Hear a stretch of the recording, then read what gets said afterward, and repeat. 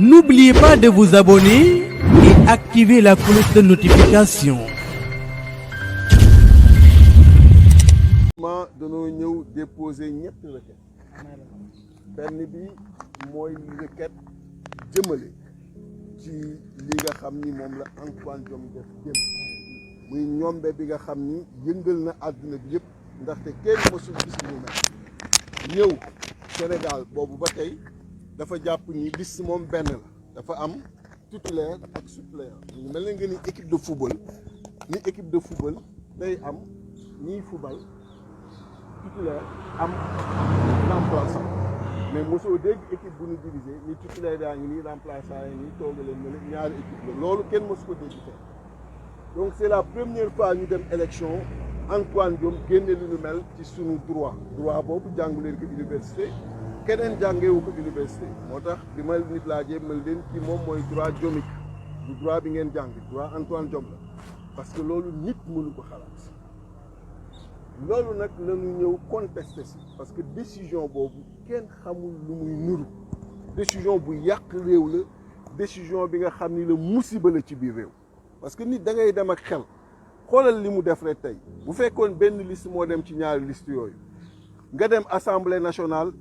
kenn ci ñoom am fa indisponibilité kon assemblée bi day doon une assemblée illégale parce que nombre bi ñu wax moo nekk ci texte yi nombre boobu doo ko amati parce que ki nga xam ni tey daf fa invalide wala ki nga xam ni tey mënatu fa nekk kenn du ko mën remplacer te parce que suppléant amul mais est-ce que loolu maanaam man damaa xamul waa ji man ban façon nit la c'est-à-dire que dafa am yi nga xam ni da nga koy dem ak xel mais mënoo jël droit bi di ci def lu la neex et c'est ça qui est malheureux parce que nit boo amee une responsabilité da ngay mën mesurer lan la et wane na askan wi que xamul li mu yor lan la bu demee ba war tey di jël ay liste di ko diviser alors que yàggul rek ci élection locale yii nu jógee boo leen gisee fële Kédougou lan la ñu éliminer ku mel ne Guirassy bu leen di fàtte parce que yéen taskat xibaar yi yéenay nekk fu ne Guirassy li ñu ko éliminer mooy dafa am liste titulaire mu mat sëkk liste suppléant ñu doon xaar mu joxe 16 far mu joxe 11 ñu ni ko sa suppléant yi dafa matul moo tax ñu ni ko doo bokk ci élection yooyu loolu la ñu éliminé Guirassy yi fële Kédougou yow fii nii ñu ni yow non sa liste suppléant yi am na irrégularité non dañ koy saucissonné mais sa liste titulaire yëpp ñu dem te ñaari élection yi ñetti weer ñoo ci dox ñaari élection yi benn nit ki moo ko organisé bee mu def ci lii bii mu def ci lii parce que en réalité li xew mooy jàpp nañu leen ci seen ñombe bi ñu amee seen non respect de parité boobu nëbb ko wala gisuñu ko bi ma déplacé woo dem génn xamatuñu lu ñuy def xam nañu ni lii cas d'irrecevabilité flagrante te boo defee irrecevabilité léppay demandoo ñu ni kon nan lañuy def nan ko dagg lii dem ñu téye lii loolu ban droit la mos a am amul fenn xam nga lii koo koy wax danaan mais kii kan la yàpp beneen irrégularité bi mooy li nga xam ni moo jëm ci parrain yi nga xam ni seen tête de liste nationale di madame Aminata Touré moom ci boppam moom moo ko reconnaître ni am na un excédent benn parrain mais ñoo ko ci defee woon noonu mais benn bu ëppee baaxatul benn bu manqué baaxatul ëpp moo taxoon Malick Gakou bokkul woon élection présidentielle donc ñoom ñu am ñaari ñombe yooyu ñu ni comme lii day jafe pour ñu jàkkaarloog Sénégalais yi wax ak ñoom nanu xool Yewwi Askan Wi lu leen gaaw ku nekk xam na ni Fama Meng inéligibilité moo ko frappé ñu changé ko par Anta Touré bu amul qualité changé ko mais fan ci àdduna ak ci ban élection la ñu mos wax doublon objet de rejet d'une liste la amul fenn même ci code bi dafa ni loolu bu amee objet de rejet de la candidature c'est-à-dire que candidature bi mooy jóg mais liste bi di jóg loolu texte yi ñoo ko wax mais mu ni comme lële nee na weng il faut ma gàll ñi li et loolu franchement bu fekkee am nga yenn responsabilité xam lan lay tekki ci réew lan lay tekki ci stabilité réew am na yenn décision mënoo ko jëlee bakkan mënoo ko jëlee par et loolu daf ñuy ramani ci débat bi nga xam ni moo ko mos a existé muy débat de ministre chargé des élections bi nga xam ni day tëddee ñaaxanaay tant que loolu amul mënoo fi am ay élections libres et transparentes et tey Antoine Diome wane na ko ci taxawaay bi nga xam ni àdduna bi ku nekk mi ngi woote naan lan moo xew seen réew nan la droit bu ni mel mën appliqué wu xanaa léegi da ngeen am droit bi nga xam ne c'est spécialement sénégalais mën leen noo droit wu Antoine Diome donc li ñuy wax mooy loolu du dem loolu du jàll loolu duñ ko seetal et ñoo ngi xaar sage yi nga xam ni ñoo nekk conseil constitutionnel ñu am taxawaay bi war pour mën a arrêter Antoine Diome arrêter lii nga xam ni génn na ko nga xam ni boo ko toppee sax même assemblée bi ñu jëm mi ngi koy exposé d'irrégularité mi ngi koy exposé d'illégalité xam nga nit booy def da ngay xalaat les conséquences boo nee ni dem leen ak titulaire sans suppléant boo demee kenn ci ñoom foofu am lu ko dab ba nga xam ni mënatul nekk député kenn mënatu ko remplacer parce que liste boobu amatul bu boobaa lan lay assemblée bi doon assemblée bi nga xam ni député yi matatul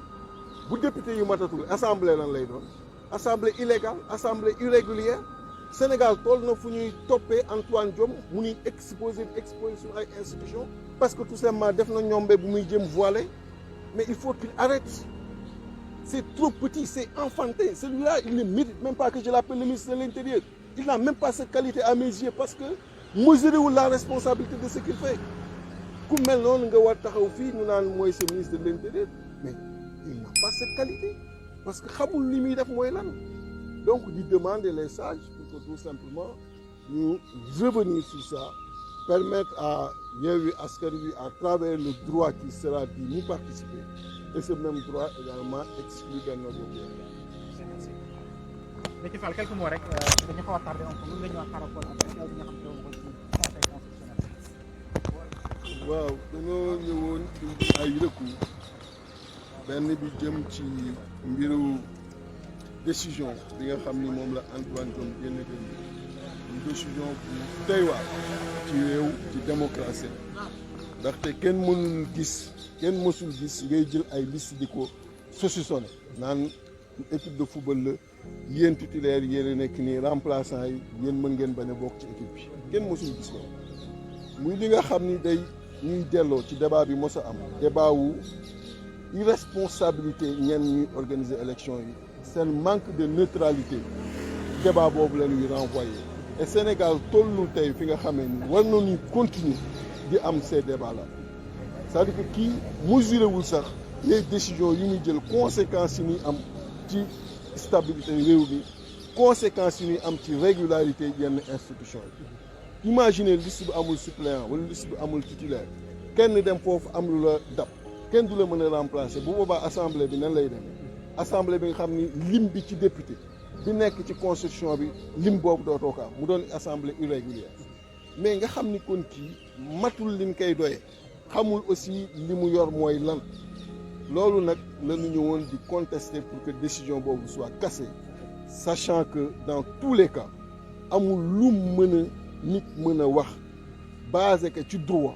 ba Yewwi Askan Wi du bokk. ok def ngeen li ngeen xam ne moom la leen droit may maanaam ñëw dugal li nga xam ne rek mooy réclamation ci conseil constitutionnel lan ngeen xaar ci ñoom ñaari charge yooyu.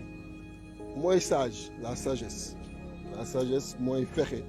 ba lii nga xam ni tey moom la Antoine Diome teppi xotti ko muy sunu droit ci bakkanam ak ci jëm sauver liste Benno Bokk Yaakaar ñoom ñu am sagesse su ñawaat ko loolu rek. tey ci liste Benno Bokk Yaakaar ñu ngi wax ci wàllum ëppal ci wàllum parrainage est-ce que loolu da ngeen ko fas yéene attaqué nan ko ñetti recours laa dugal benn bi ci loolu la benn bi aussi ci li nga xam ni mooy non respect de la parité la parce que ñoom bu fekkee dañoo wax droit rek war ñu sax bokk ci élection yi parce que li génne Malick Gakou 2019 ci présidentielle conseil constitutionnel la jógee et ci loolu la gàll woon kon bu ñu waxee lu ñu mel encore rek loolu moo leen di génne ci élection législative yi nga xam ne ñoom am na ñetti fan pour statuer ci seen recours bi est-ce que par rapport ak manifestation bi nga xam ne yéen a ngi koy waajal am na ab coïncidence. On demande à tous les Sénégalais de se mobiliser. jaajëf merci. Voilà donc ñu ngi gërëm bu baax a baax ki nga xam ne moo di Déthié Fall nekk le mandataire de Yewwi coalition Yewwi Askan Wi moom moo génnee noonu ci boobule bërëb bi nga xam ne rek moo di conseil constitutionnel mi ngi ànd également ak Cheikh Tidiane Dièye Cheikh Tidiane Dioum bu coalition Yewwi Askan Wi également ñu ngi ñëw fii peut-être on va essayer juste rek ñu jéem a am ñenn ci ñoom ak seen impression ci ñi nga xam ne rek teewoon nañ fi Cheikh Tidiane peut-être est-ce qu'on peut avoir votre voilà ñu avancer un peu pour jéem a xool Cheikh excusez-nous, est-ce qu'on peut avoir votre avis par rapport à voilà, on peut en quelques mots parce qu'il y a des gens il y a des gens qui nous suivent actuellement. Vous êtes yéen a ngi conseil constitutionnel lan nga mën a yokk ci par rapport ak recours bi nga xam ne yéen a ngi ko déposé fii. recours bi comme nu ko loi bi waxee su fekkee ne am na décision bu ministre bi jël sous forme d'arrêté am nañu possibilité ñu ñëw contester que au niveau du conseil constitutionnel donc loolu la ñu def. Et donc arrêté bi nag liñ ci jàng moo nekk dafa nekk arrêté boo xamante ne nii amul benn base légale te ministre bi mu koy jël sax amatul woon daf ko jël ci li ñuy wax dans l'illégalité mooy délai yi nga xam ne nii ci la ko waroon jël dépassé na ko donc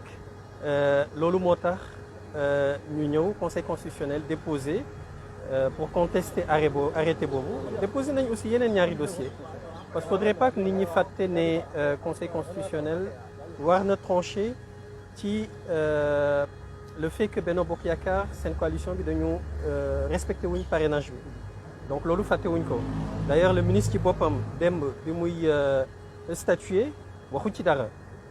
bu ñu fàtte aussi parité bi respecté wuñu ko et c'est pas pour rien aussi que ministre bi mu scindé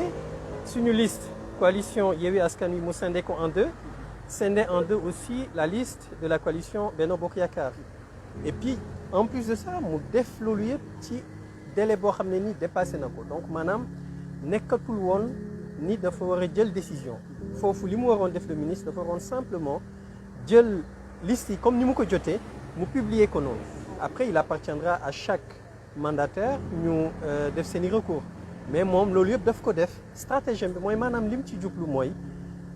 def arrêté boo xam ne nii du amul benn légalité amul benn base légale bu ko defee bu ñu ñëwee fii conseil constitutionnel sage yi rejeté arrêté bi et bu ñu rejeté arrêté bi dañuy ñëwaat ci situation bu njëkk bi mooy maanaam dañuy valider ñaari liste yëpp sauf que ñun nag du ñu bàyyi aspect parrainage bi c'est extrêmement important respecter loi bi coalition Benno Bokk Yaakaar warul participer ci élection yi sur tout le territoire national même su fekkee ne aussi parité bi respecté wuñ ko liste proportionnelle bi dañ ko war rejeter mais au-delà de l'irrespect de la parité le parrainage kooku fàtte wuñ ko ba tax na Benno Bokk Yaakaar warul participer ci élection yi ci sur tout le territoire national. laaj bi ñëpp di samp mooy est-ce que élection yi dina am ci date bi ñu ko jàpp. gisuñu lu war a mën a tax ba élection yi du am processus bi enclenché wu na. parti def nañu seen li ñu waroon def nañ ko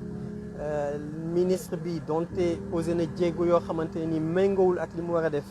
gis nañ benn parti pris mu jël donc jàpp nañ ne gisuñu lu war a mën a tax ba élection yi du am donc on considère que les élections dinañ am au 31 juillet 2022. yéen nga waajal manifestation le 3 naka ngeen koy waajalee. manifestation bi ni ñu koy waajalee mooy ñu ngi woo Sénégalais yëpp ñun au niveau de chaque organisation bu bokk ci coalition bi. dinañu woo suñu ay militants suñu sympathisants woo Sénégalais yëpp pour ñu ñëw participer ci manifestation bi pour ñu expliquer leen donte xam nañ ko wax leen ce qui se passe réellement li nga xam ne ni moom la Macky Sall bëgg à travers son ministère de l'Intérieur loolu lañ bëgg wax Sénégalais yi bu ko defee Sénégalais yi ku ci nekk jël sa responsabilité xam ne am na loo xamante ne ni mënatul nekk te dootuñu accepter muy am ci dëkk bi. jërëjëf merci jërëjëf. N'oubliez pas de vous abonner et activer la cloche de notification.